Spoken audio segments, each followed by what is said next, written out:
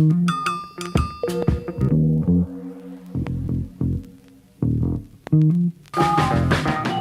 spent my whole damn life in the city. I could go for broke, but the capital is in me. I spent my whole damn life in the city. Anywhere I go, DC's coming with me. I spent my whole damn life in the city. I could go for broke, but the capital is in me. I spent my whole damn life in the city. Anywhere I go, DC's coming with me. I spent my whole damn life in the city. I could go for broke, but the capital is in me. Welcome, everyone, to District Divided, a DC sports podcast, more specifically a Washington Commanders podcast. I am Amit. That is KDot. Today's episode centered around the offseason. Look, we've re-signed players. We have signed players from free agency, and we have now gone through the NFL draft. The question, very simple. How do we do? Did we do enough heading into this next upcoming NFL season? But as we always, KDot, how are you doing today?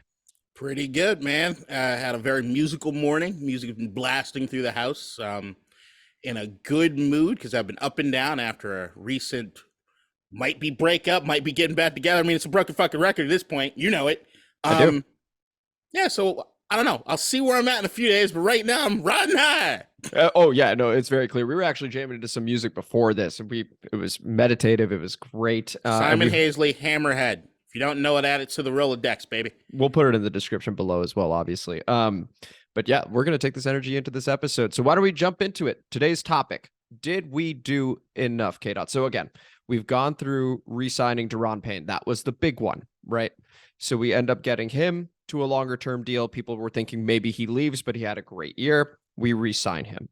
Then we make some other key signings. We get a backup QB in Jacoby Brissett. We're also naming Sam Howell the starter, most probably. We didn't draft a quarterback, for example, in the draft. So Sam Howell looks to be the guy. Jacoby Brissett comes in as the backup. We have Cody Barton, linebacker. We have Andrew Wylie, a guy from Kansas City that comes with new offensive coordinator Eric Bieniemy. We have Nick Gates, also on the offensive line. And then we make some draft picks as well. Quickly running through those. Emmanuel Forbes, first-round pick. We were talking about Christian Gonzalez. Should we have gotten him? But we have Emmanuel Forbes, ball hawk, 14 interceptions, 6 career pick sixes. That is a record in college football. That's our first-round pick. Quan Martin, nickel safety out of Illinois. Third-round pick, Ricky Stromberg, center Arkansas, but also versatile.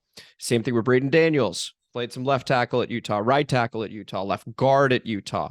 Then Andre Jones was the 7th-round pick. Chris Rodriguez, linebacker out of Louisiana. Chris Rodriguez, running back out of Kentucky. I'm particularly interested in chatting about him, KDot. And our 5th-round pick, KJ Henry, edge rusher out of Clemson. What did you make of the offseason, KDot? Did we do enough heading into this upcoming NFL season? I think that's the key argument that I'm hearing everywhere, right? Is did we do enough? And I think, yeah. I mean, it feels like to me we're on the right trajectory and have been to a certain degree. I mean, I know if you look at the seasons and the way they progressed, they've been disappointing. But if you want to be completely honest about it, if you look at things like injuries, if you look at things like quarterback play, which are two very vital things for any team to try to withstand to go through on a Super Bowl run or to be even a perennial playoff team, we've had bad luck in those circumstances, right? So, like, if you look at going from last year, 2021 to 2022, one of the things that we thought was one of the strengths of the team was the offensive line.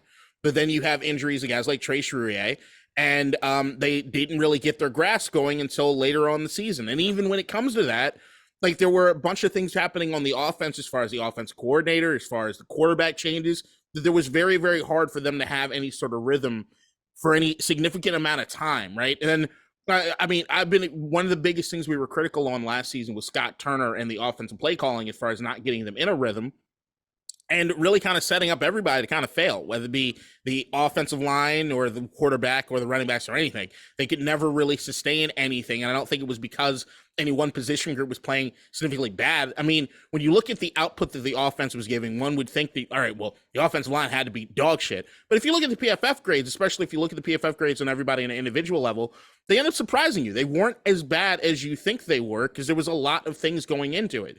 So if I look at this particular offseason, yeah, I know the names like Nick Gates don't blow anybody's fucking skirt up, but right. Here's a dude that was injured Had a very significant injury a couple seasons ago. Comes back off of it, starts half the games for New York last year. I mean, New York did have a much better season than anybody I think expected them to going into the season. So that's something to necessarily take into account. But then you also have, like you said, a lot of the guys that we did pick up were versatile in that sense on the offensive line. So if you look at who they picked up in free agency and you look at who they draft, these are guys that if certain injuries were to come in, you have these that can kind of plug and play at different positions. And then also guys that you can look from that versatility to see what it is their strength is, what position their strength might be. I think a lot of people have been upset about the offensive line in the sense of where's the big splash, right?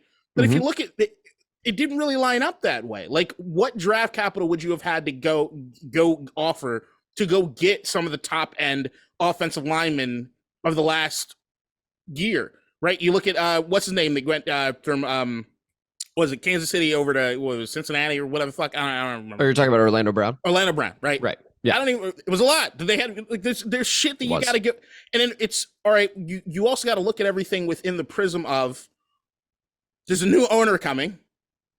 The last thing that me and you talked, one of the big things me and you talked about going into this offseason was not doing anything at the detriment of the future of the franchise, right? Correct. Not locking up these major contracts for dudes that are not necessarily ascending, not locking up these major contracts for dudes that might not be in the right system 2 years from now. So it's what are you doing as far as getting up and coming guys, versatile guys that can play different positions, that could probably work within different systems, guys that you can really see, all right, where are they going to be?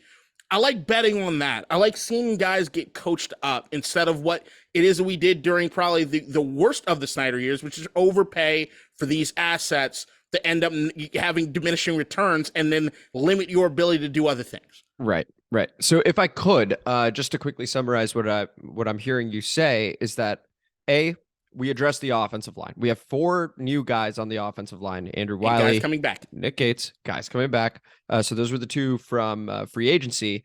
And then the 2 guys we drafted, Ricky Stromberg and Braden Daniels. So 4 new offensive linemen. We addressed that position. We couldn't with our first round pick because Paris Johnson, Broderick Jones, Darnell Wright, Peter Skoronski, we were hoping for one of those guys.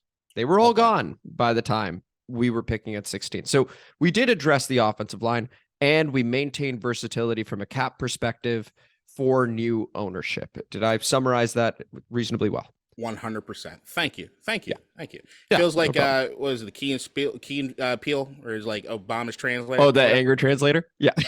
Thank you. And about a lot of the positions of what it is we would consider to be need going into the season, right? But then it's like, so the offensive line, big thing in the offseason as far as addressing the offensive line or anything on offense, Eric Bieniemy. Here's the guy that if from Kansas City who, I mean, is there a better offense year in and year out than the one they run in the city? Now, I know that right now the jury's out as far as what Eric Bieniemy's influence was on that. If you want to listen to what everyone is saying, then you'd say that it was significant. And if that's the case, you'd also think with the big splash they did by getting Eric Bieniemy, that he had some say in what it is they were doing in the offseason from the moment that he gets there, right? So when you look at that, it's one of the reasons they pick up, I forget the offensive lineman name that played for Kansas City and now he's playing for us. Andrew Wylie. Okay. Yeah. Sorry. Names are just, no problem. That's what I'm here for. That's why they're 2 of us, baby. We're good. So you have situation where, like, I look at Eric Bieniemy, I'm like, all right, if Eric Bieniemy looks at these guys and says that they're good enough for right now and we don't have to do anything, I trust that. I do trust that because he was somewhere where it worked out phenomenally, right? So huge. The offense is going to be very different than what it was because you have this guy. Then if you look at other aspects of offense, you mentioned it, Jacoby Brissett, who was, look, they had a 4-7 record there in Cleveland when he was starting for a team that knew that they were not winning any fucking games because Deshaun Watson was fucking coming in. And they looked fucking worse with Deshaun for a while before. It actually looked like they were going to be in a better position if they had kept fucking Jacoby Brissett in there compared to starting Deshaun Watson. Correct. So you have a veteran presence, somebody that can come in, learn, and be somebody that at least if things go bad for who's probably going to be the starter in Sam Howell, you got somebody that can pick up the pieces and not be a detriment to the team necessarily. Yeah, and something I want to touch on. So I would also say I'm relatively pleased with how the offseason has gone. I think our roster is good. When I look at it in comparison to the clear front runners in the NFC East, the Philadelphia Eagles, okay, yeah, we got some work to do, but they're also cream of the crop. You could make the case that they are the Super Bowl favorites. Yeah. Right. The Philadelphia. So there's no shame in not having as good a roster as them. So we're building. And the thing I really liked, and Jason Wright went on the Pat McAfee show, I think a week ago, or a few days ago. It was a fantastic interview. So first off, if you haven't seen it, you should check it out. But one of the things he mentioned was we began leveraging analytics a lot more this offseason. That was news to me. I thought that was really neat. And I think it actually showed in the draft because we started going after what are known as premium positions. These positions are corner, offensive line. Those are literally our first 4 picks, right? And we're going, hey, running back, linebacker, we can get later in the draft. That's what we did with Chris Rodriguez. That's what we did with Andre Jones. Those are 6th and 7th round picks. So you can see that we're beginning to go, hey, this game is won in the trenches, O-line, D-line. I'm feeling better about the O-line just from a versatility and depth standpoint. Yep. And our D-line, we get a healthy Chase Young and we get Phil Mathis coming back.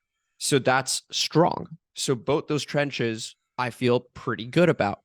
Then you look at corner, Kendall Fuller, Benjamin St-Juste, now Emmanuel Forbes, who actually said he wants to play against Devontae Smith. We mentioned that when we were doing the first round pick analysis. We were like, hey, well, AJ Brown may be a bit of a problem with his weight, but Devontae Smith, sure, why not? And he actually wants it. So that's great because we got burned by the guy when we first played Philly.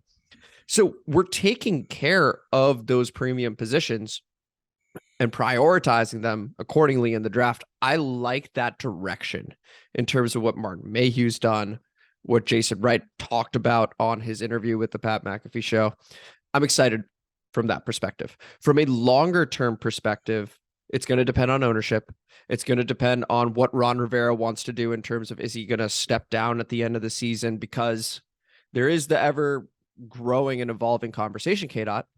And maybe we can touch on this a little bit later, but what if Eric Bieniemy does really, really well, right? Mm-hmm. What if we have a really good offensive output this season? Well, he's either our head coach or he's somebody else's head coach. And then I think about Sam Howell. If he just came off a good year, that would then become, if Eric Bieniemy were to leave, 3 different systems in 3 years in the NFL. And I think about Sam Howell's growth. That is something that I really want to key in on and hope that we can give him some sustained growth and excellence within one system. There is a bit of fear from my perspective that what if the offense does really well and then Eric Bieniemy is gone and we're right back to square one with another system? There's just something to think about. I wouldn't go that far with it. Like, even if there's a situation where Eric Bieniemy would end up having an amazing offensive output this season, and then he wants to go get a head coaching job somewhere else, and there's a job that's offering a very lucrative amount, I would still look and say that if that is the case, if the offense is clearly doing something which would be great. I mean, because I leaped a number of steps there. Right. Right. There's a long way to go. I recognize that. If that is the case, then I would say that you're looking at a team that was pretty fucking good. And if you're looking at a team that's pretty fucking good, then that also probably means that Ron Rivera's not going anywhere. And if Ron Rivera's not going anywhere and Eric Bieniemy is going to leave somewhere, then what I would also see is that there were probably guys on the coaching staff under Eric Bieniemy that would not mind potentially moving up in the rank to be an offense coordinator. So I doubt that we'd be in a situation where it'd be completely scrapping something for something else. Do you get necessarily the same output from somebody not named Eric Bieniemy being the chief guy in charge of the offense? Maybe not, but I doubt that you see wholesale changes in that sort of sense if you've had success offensively. Usually those are the situations where you promote somebody from within to up to the offensive coordinator position, and then you give them a very lucrative payday to keep the thing going. Yeah, right? No. That's a really good point. I appreciate you alleviating my concerns there. And then there's also the matter of new ownership and what they want to do. Right. That looks like it's progressing smoothly. That, I would argue, makes us the biggest winners of the offseason, no matter what, because I think the energy is about to change in the building, KDot. There's a lot of that, but I think that everyone needs to do this. I know that there is this sort of frame of like, hey, we just want to win the Super Bowl. We should be wanting to do that year in and year out. And I get that. But there's nothing that they can do this offseason that doesn't have within the back frame of everyone's mind, there's a new owner coming. Like, you have to. Like, and as fans, I think we should want them to do that. Because if I look at this roster, I look at this team. You mentioned Philadelphia, who had an amazing draft, an amazing offseason. The one thing that they have above all other things is the quarterback. And if you look at them as far as their quarterback history, they go from Mike Vick to a sort of Nick Foles experiment. He looked great initially. Then they get Carson Wentz. He's the guy. Nick Foles gets them get into the Super Bowl. Then Carson Wentz is not the same guy. And then they find Jalen Hurts. Like, that's the thing, is that if you look at them from a quarterback standpoint, other than the couple years that Carson Wentz was clearly not the guy anymore for them, they've had sustained success at the position for a decade now. So like you can afford to do certain things and look at your roster in certain ways when you know you have this position lined up. Look at the fucking contract that Hurts just got. They have it lined up. The thing with Washington is that when's the last time that we had that position on lock? It hasn't been. And you're not going to be able to do anything until you get that done. So, I mean, everything has to be looked through the prism of, hey, there's another guy that they're trotting out to try this season. It hasn't worked out. They drafted Dwayne Haskins high. He clearly, rest in peace, but he was clearly not working out here. From on the field, off the field, it just wasn't going to happen. And then you have what it is they tried to do with doing the Carson Wentz experiment, whether or not you agreed with it or not. It was them addressing the position. Then if you want to look at it from a standpoint of they should have started Sam Howell earlier last season or anything, I'll probably disagree with you. I don't know their track record necessarily as far as developing guys that aren't just amazing out the gate. But in short little bursts of seeing Sam Howell last year, I'm intrigued. I'm hella intrigued by what it is to see, right? Absolutely. So I feel like offensively, like that's the thing. If we're going to make any movements that way, the mainstay is the quarterback. We are going to be successful or not successful based on whether or not Sam Howell is the guy. Yes. That's it. 100%. And that's true for so many franchises, right? I mean, if you look at the New York Jets, for example, there's a reason they were bending over backwards to try and get Aaron Rodgers there. I mean, Aaron Rodgers, of course, in his own right, excellent QB, but he is on the older side. And you see what these younger players are doing just to get him over to New York because they had Zach Wilson and this loaded roster, and it didn't go anywhere ultimately last season. So yes, the quarterback is obviously the most important position. And Sam Howell did have a nice debut against the Dallas Cowboys at the end of last season. Plenty of reason to be optimistic with him. We need to hope it works out. The other nice thing about Sam Howell, he's mobile, man. 7 100-yard rushing games his last season at North Carolina. He can overcome a bad offensive line. He took some sacks, certainly, but with the efforts we have put in to address the offensive line this offseason, and with Eric Bieniemy over here having worked with the Patrick Mahomes that goes, look, I've seen the best do it. These are the things I want you to try and replicate if you can. There's reason for optimism over here, and there's reason to think that Sam Howell can be successful. Time will tell, because it is a new system at the same time for him. So it's the same thing I said in the short recap of the draft. Calm the fuck down, everybody. Like, there's offensively, I look and say that they are making progress.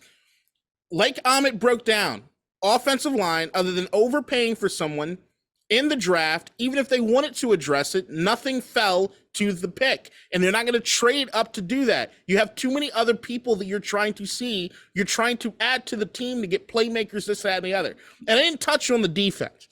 Defensively, there's one thing that I keep seeing online over and fucking over again on Twitter and everywhere else, which is the linebacker position. I said this at the end of the last season. Amit, how many snaps did Washington play with 3 linebackers in 2022? It was single digits, I want to say. It was like 5 or 8. It was 4. You're 4. Still going over. I was still going over. Fucking 4. So if you look at that, does everyone in agreement that Jamin Davis has made strides and he is somebody that we want to see start? Yes. Yep. Cool. So then you look at the second linebacker. If Jamin Davis is the guy that's supposed to be the stud at linebacker and getting better, right? Then what are you not going to do? You're not going to overpay for the fucking position, the guy that lines up next to him. Look across the league. Look at how many teams run a fucking 4-3. Philadelphia. Kansas City sometimes, because they do a hybrid shit. Let's stick with Philadelphia. Let's just stick with Philadelphia. Can you name their middle linebacker? I couldn't off the top of my head. No one that's watching this fucking video can. I promise you. You can name Hassan Reddick as a linebacker for them. And guess where they put him up most of the fucking time? On the goddamn line. On the edge to pass rush. It's not a position that is something you have to pay out the ass for. Patrick Queen up here in Baltimore. Love the dude as a player. They didn't pick up his fifth option, and they're looking to trade him. Why? Because you're not going to overpay for that position with the way that all defenses are played nowadays, right? So then what do? Cole Holcomb, in honest opinion, a superstar. I hope it works out in Pittsburgh. Star linebacker, yeah. They go get Cody Barton. Cody Barton's a guy who been around the league for a little bit. Then they finally gave him great responsibility in Seattle last year, right? What was his turnaround? 136 fucking tackles, which would lead our team by 30 fucking tackles. They had 2 interceptions, 6 pass defenses.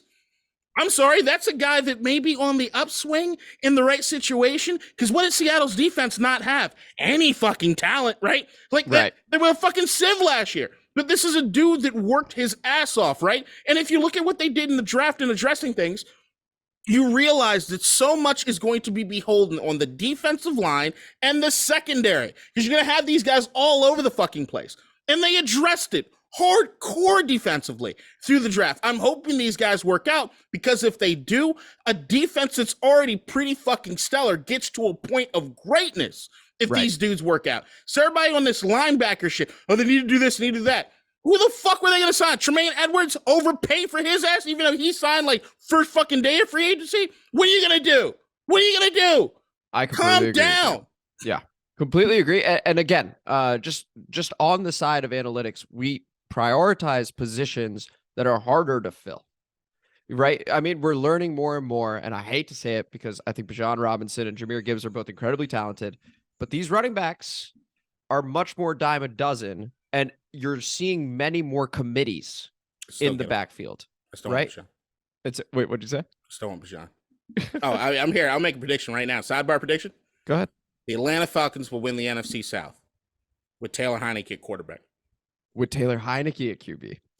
Let's see. Taylor Heineke, Kyle Pitts, Drake London, Bijan Robinson. Oh, he's going to give them chances. Fuck out of here, You know baby. He's going to give them chances. You know I'm rooting for him. I'm rooting for the dirty boards a little bit. We still love Taylor over here. We still love Taylor. That's an interesting prediction. I'd have to think more about that. You don't like the Saints? Derek Carr? No? All right, cool. I'd have to think more about the NFC South. Yeah, the Bucks, that's too big a transition going from the GOAT to Baker Mayfield. Carolina new QB. Carolina, yeah, round 1, pick 1. Tends to take at least a year. So we'll end up seeing what happens there. Yeah, I guess Atlanta's an interesting pick. They've been working on that roster.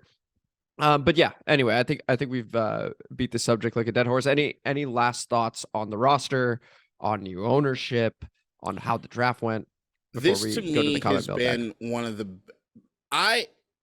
there's one thing about this offseason that we didn't mention yet, as far as just we've mentioned it, but not directly. Yacht bitch is leaving. Any vitriol, any negativity, any shit that I'm seeing about this organization or this team should go with him. Just fucking stop. Like we won, guys. Like he's leaving. The clock is ticking. No team had a better offseason than us. Thank you. Like we have to put things in a perspective, and I get it. Everybody online, I keep having to preface this with everybody when it comes to criticizing the fucking fan base. I get it. We've been beaten down in the submission over the last 20-something years. I understand. Nothing can be good. Nothing can be nice. Nothing lasts. I get it. There is a light at the end of this tunnel. It ain't like fucking, here's the thing. I just admitted on this fucking podcast that I'm in a broken record of a breakup, get back together relationship. All right? Let me drop the personal shit on you guys. I get it. I understand. I understand those unhealthy things, right? There's actual freedom. He ain't coming back. He ain't the fucking boogeyman. The locks will be changed. It's over. It's over. Whether or not you're prepared for it or not, it's fucking done. Chill the fuck out. And I know that's crazy. I was even I'm telling people to chill out while it looks like I'm about to have a fucking heart attack. I get that. I understand hypocrisy in it. I'm such a big fan of that short. I'll post that in the description too. I'll sacrifice my own well-being to get other people to calm the fuck down. And that's just the selfless person you are, KDot. I mean, You've always been that way. Always about others first, yourself second. It's just who you are. Song just popped in my head, and I need to listen to it now. But okay, so we'll go ahead and move on to the comment mailbag, so we can get that much closer. I'm holding on to a hero. Okay, we need to find these comments. All right. Only played. Anyway, so we have 3 comments from this past episode. Really appreciate you guys for the comments, ViNdOh and Bloodklot. And if I can find them, here we go. Bloodklot, we'll begin with yours first because it was the first one. And again, this is in reaction to us drafting Emmanuel Forbes. This was the episode and the context behind it last week. So Bloodklot writes, I also thought we would have picked Christian Gonzalez, but I trust that the organization picked the guy they thought was the best. We seem to have pretty good scouts. The size doesn't really bother me. He's in the SEC, and if his size was a problem, it would have been evident there. I do agree with that take. 14 picks with 6 pick sixes against some of college football's best receivers? That's insane. Gonzalez had 4 picks. I think what I love most about him is that he looks up and tracks the ball. I rarely have seen our cornerbacks do that, which is probably why he's good at picking off balls, because he actually freaking looks for it. I'm used to our cornerbacks having no idea where the ball is and just waving their arms in the air. When he was interviewed after the draft by Julie Donaldson and staff, they asked him what he accredits his acumen for his instinctual play, and he said he prides himself with high IQ football and being physical. Amit, it's funny that you said he'll probably bite on a double move. In the Rivera interview after the draft, they asked him if Forbes is competitive. Rivera said yes, and when they met with him before the draft, they went over tape, and he specifically talked about a double move that he bit on that stuck with him and how he consistently tries to improve his game. So there's a lot of reason for optimism behind Emmanuel Forbes. More recent, and thank you for the comment there, Bloodklot, and we got ViNdOh saying, agreed, best availability is availability, and that is a testament to Emmanuel Forbes staying healthy, to being able to intercept these balls. So not only is he available, but he's producing at an elite clip. And I think most recently, KDot, I think he weighed in at 175. So he's already looking to put on, pounds for that frame, because he knows, and he even said it. This is an interview with NFL Network and Andrew Siciliano, that, hey, I know I need to weigh more in order to play in the NFL properly and in order to dominate in this league. So he is well aware that this is what he needs to do. He is well aware of everyone calling him out for his weight. We did it when we heard 166. We're not the only ones. Yep. We're gonna see how he progresses here. But yeah, the more your first round pick is in the building, gets that content out, the more excited you can be. And it's totally natural. When you see Jalen Ramsey and Sauce Gardner's responses to the Forbes pick, yes, that to me spoke volumes. And yeah, I mean, we did criticize the weight, but when you look at his height, when you start looking at the way that he looks overall, he definitely has the frame to put on more weight. And it's not necessarily something that scares me, as far as, like, you can just see in the tape and listening to those guys when they talk about him being a ball magnet, is there's something instinctual about the way he plays. And there's also means that you study. In order to be a ball magnet, you have to be a studier of the game. If those are the things, even if he were to lose just a half a step by gaining more weight, he'll still be in major position to... Still ran a 4.35. It's insane. And so, like, he'll still be in major position to cause a lot of problems for people if he plays like he's capable of playing. Absolutely. Coffee sipping some coffee there. And let's go over to ViNdOh with the last comment. Appreciate you, ViNdOh. I know this is probably too late. It wasn't. But what do you guys think about the Jackson Mahomes situation? I feel it was only a matter of time before the police got involved. It is a shame because his brother is a generational talent, but sometimes family can really let you down. SMH, shake my head, ViNdOh. I completely agree with you. KDot, what is your take on the Jackson Mahomes situation? Fuck that prick. The video was damning enough, and you add that on top of he's generally an unlikable person. Look, Patrick Mahomes is a god. He's a football god. And you don't choose your family. We all have family members that suck. At times you have siblings that suck. The overall, it's just one of those things where it sucks for Patrick that he has to deal with that. It sucks for the victim in the case that had to deal with Jackson Mahomes unwarrantedly giving her attention in a way that was not okay.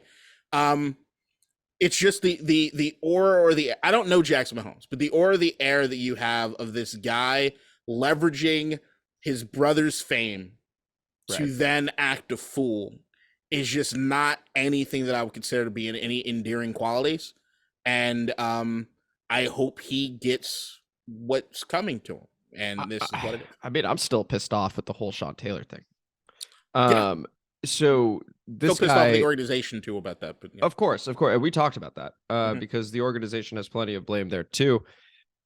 But Jackson Mahomes, you know, I understand people coming from the perspective of he's a younger guy and, you know, he's been put in this position of sort of fame and he's trying to leverage it and stuff like that.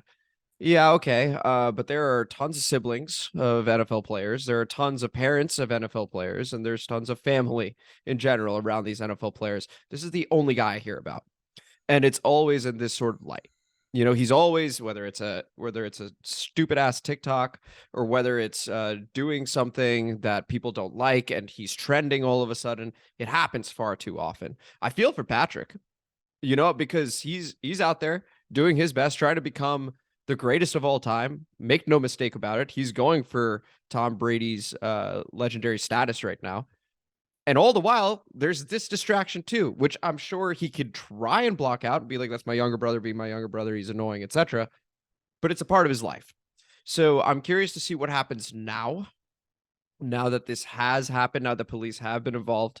But the kid's, he's got to grow up, man. Like at a certain point, enough occurs where you have to go, I need to fucking grow up. Just an accountability thing for oneself. Forget Patrick getting involved, just for oneself.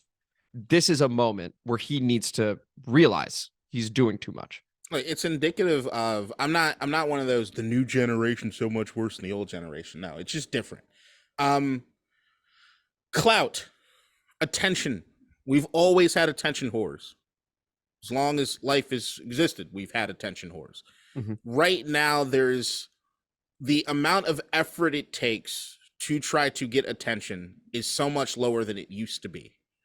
Where you don't really have to do anything productive, provide entertainment or anything to anyone in order to elicit a response, because we all have the ability to have these smartphones and stuff around us to do it immediately. Someone can make us angry and we can respond to it or do whatever. Jackson Mahomes needs to figure out what it is that he can contribute to society and go with that. Like, that's the only thing I can actually tell is you need to figure out what it, because I'm sorry, your unoriginal TikTok dances you steal from people, and I don't like, I'm a social media consultant and I still don't understand certain aspects of this shit. Mm-hmm. Yeah, I just don't get it. Figure out a way to contribute to society. And then do that. You're in a position to do so because of your brother's name. Mm-hmm. Do that. No one would have a problem with that. Of course. I'll also say, you know, kid is 22.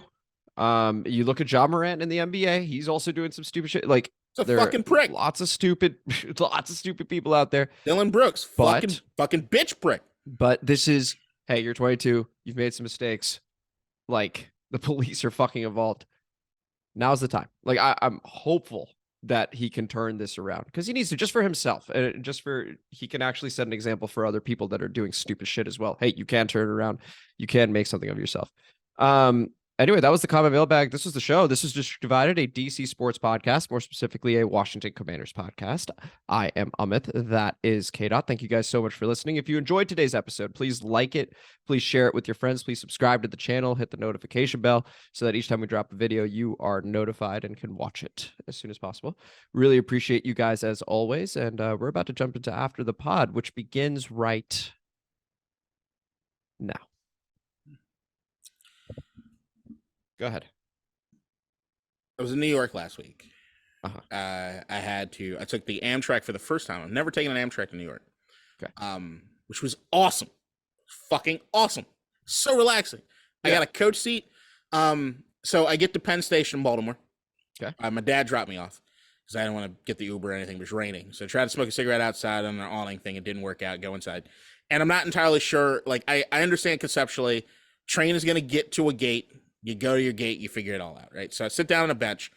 It's 7:50. My train's supposed to leave at 7:54. It's like 7:43. I'm looking, and then it updates my train's going to leave at 8:03, not 7:54. So I'm like, okay, it's no problem. Guess see what gate or everything it is. I'm like, I'm going to go down the platform. It's okay. I've never been here before. I'm going to go down the platform and wait.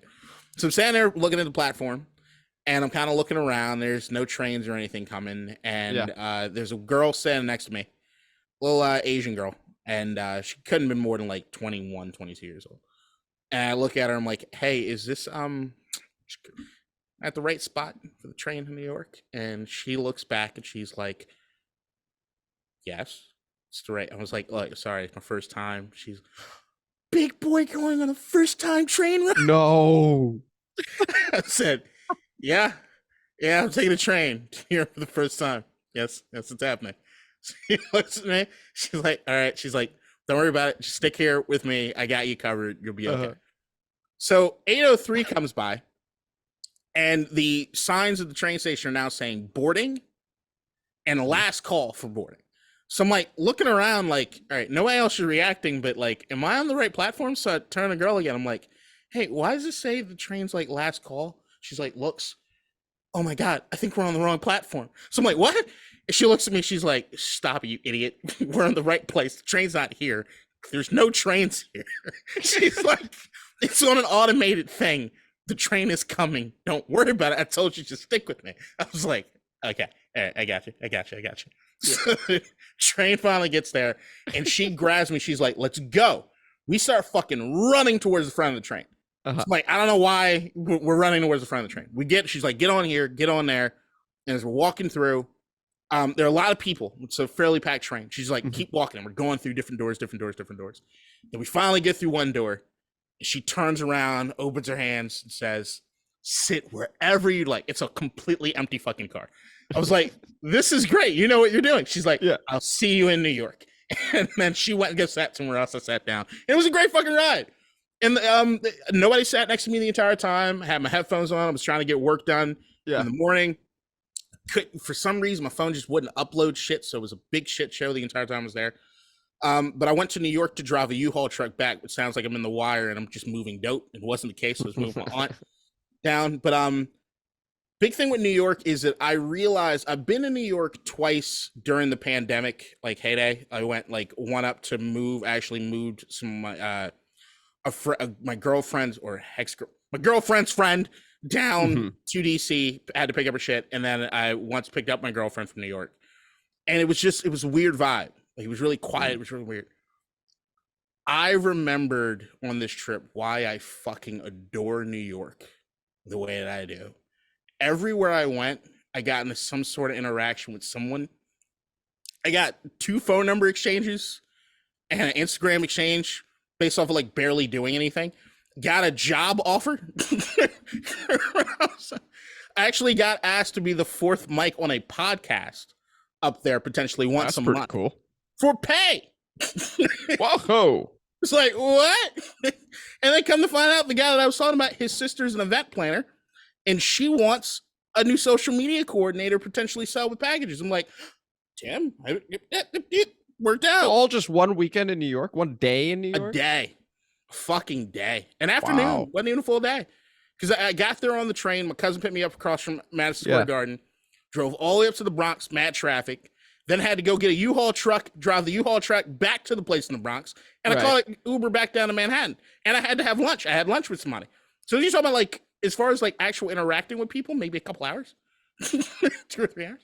So do you think that's a sign that maybe New York's calling your name right now, KDot? I have talked about this with a couple people in the sense of I feel like some 19-year-old white suburban chick. I want to go to the big city. I'm going to be a star. No, New York can't sell me on that just yet. But what I will say is that I need to go up there more often, like I used to. I used to put myself like a 5-day limit on New York at any given point in time, because usually around the 3rd or 4th day I start changing a bit. I'm really impatient. Okay. I see. I speed up on a level. You almost use it like a drug. You're using it in moderation. You're using it so that you're not hooked. You know, I like drugs. You don't change. That's interesting. That is very interesting. Your life fascinates me. I just feel like I need to say that Feel because like Joe Pesci and well, no, just in that, you know, like I limit myself when it comes to going to New York. I don't want to go to New Orleans because I know I'll never leave. Like there's a certain amount of self-awareness and use of places that's very, I think, wise and, in my opinion, unique, which I really appreciate about you. I like the hotel that I was in was dope, but also like I learned this. So I was always notoriously, like, even when I was married, me and my ex-wife used to be on like this, we'd be on a Slurpee kick. And like middle of the night, we want a Slurpee. One of us or both of us go out and get a Slurpee. So this particular night, she was like really, or a couple nights this happened. One night in particular, I remember she was in bed and she had like her underwear on and stuff. She's like, I don't want to get dressed. Can you just go out and do it? I'm like, yeah, no problem. So get in the car, drive down and go get the Slurpee. And I didn't come back home for like 2.5 hours. I think I remember this story. Go ahead. I didn't even bring my phone with me. So like she was kind of freaking out, and it really I had to apologize. But the reason I was there is that I met some Army veteran, and me and him just chatted in the parking lot for like an hour plus, an hour and a half, really. I love talking to strangers. It's something that it's when I was Lyft driving is my favorite thing. Most people, what I realize is they don't like to ask follow-up questions. I love asking follow-up questions. When I checked into the hotel, I mean, this guy will never see this. I didn't tell him I did a podcast. When I was checking into the hotel, I found out from the concierge, his parents divorced when he was 9. His dad cheated on his mom. He'd gone to therapy 3 separate times. He doesn't trust therapists. His girlfriend left him 6 months ago. This is on a 15-minute check-in. Just trying to get into my room. This is what I learned from this guy in like that short amount of time. I don't think that was your check-in, Kate. I think that was his check-in. Maybe. I think he was like, you seem nice. I'm about to let you know about a few things. Well, I looked at him. I'm like, you're having a rough day. And he looked, he's like, yeah, I'm having a rough day. I was like, all right, man, I'm trying to, let me give you some positive vibes, bro. And he's like, what? It's just, we started chatting. So I met this girl at the hotel lobby bar. God, was she beautiful. But, exchanged Instagrams. Nothing happened. If anybody is listening, nothing happened. Nothing. If anybody in particular is listening, nothing happened. But yeah, it did feel good to know that I still got it, right? So that was kind of dope. That little validation's pretty nice, isn't it? Validation. But I appreciated the energy of being around people, and like I am more of an introvert than I am an extrovert. Right. But I do need other people sometimes. Yeah, but that's just how you recharge. You know, like, so being an introvert, that's your primary way of recharging. It's not your only way of recharging. That's right. Yeah, eventually it'll, flip, and you've got extroverted skills and stuff like that. I mean, heck, you carry multiple podcasts, KDot. You almost got paid to be the 4th microphone on one. Are we still talking? I might consider. I might be going up there once a month. You should. Might be the plan. Dude, that'd be awesome. What's the podcast about?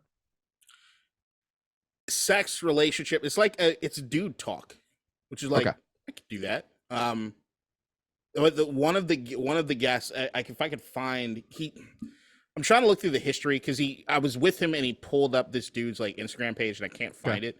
But the dude had like 300,000 followers. Like, it was a good. I was like, oh, okay, it's a good platform to have, my friend. We can advertise the shit out of this one. When you strike up a conversation with strangers, let's say, so you had already mentioned numerous encounters and stuff like that. Do you have a go-to, like, this is how I open up the conversation, or is it just in the flow of things, it just organically occurs? What I love about New York is that I don't. So it depends. Most of the time in New York, I didn't start any of the conversations. So like, most of the girl at the hotel lobby bar, the dude that offered me the job, I didn't start either of those. Okay. The other girl I met on the street, I'd say it was a mutual thing because I was smoking. That's another thing. If you're smoking cigarettes in New York, because cigarettes are like $30 a fucking pack up there, you're a magnet for people because they want a fucking cigarette from you. Makes sense. So like that was one thing where every time I came downstairs for a cigarette from my hotel room, I only carried the amount of cigarettes I wanted to smoke, so I didn't have to give to anybody else, which is another thing. So that was a conversation. How the two what looked like drug addicts that got off the bus, and I talked to them for a minute. the two chicks that wanted a cigarette from me, and I explained to them, I'm not going upstairs to get you a cigarette. It's not happening. Yeah. she didn't like that. But I didn't give a fuck. So it was like, so stunner that she didn't like that. I think the main thing is like I try to read, so I don't fully do the astrology thing, but when I read through the list of signs, I'm a Pisces through and through. I'm an emotional.